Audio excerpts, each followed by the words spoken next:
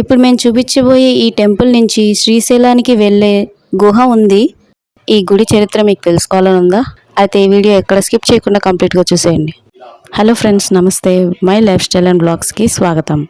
ఇవాళ మీకు శివుడి గుడి చూపించబోతున్నాను. ఇది హైదరాబాద్లోని పటాన్చెరు దగ్గర బీరంగూడ లోపల శ్రీ భ్రమరాంబిక మల్లికార్జున స్వామి టెంపుల్ గురించి మీకు చూపించబోతున్నాను. అంతకంటే ముందు ఈ వీడియో మీకు నచ్చినట్లయితే లైక్ చేసి, షేర్ చేసి, రెడ్ కలర్లో ఉండే సబ్స్క్రైబ్ బటన్ పక్కనున్న గంట ప్రెస్ చేసి ఆల్ అని సెలెక్ట్ చేస్తే చాలు. ఇలాంటి రకరకాల వీడియోస్ అన్ని మీ ముందుకు వచ్చేస్తాయి.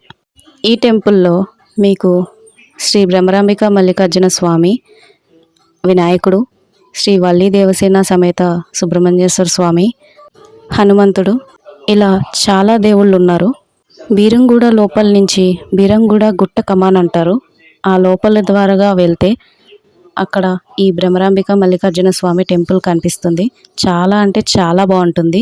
ఈ టెంపుల్లో షూటింగ్స్ కూడా చేస్తారు, మూవీ కానీ సీరియల్స్ కానీ. ఇక్కడే శ్రీశైలానికి వెళ్ళే దారి గుహలాగా ఉందంటారు, కానీ ఇప్పుడు ప్రస్తుతానికైతే మూసివేశారు.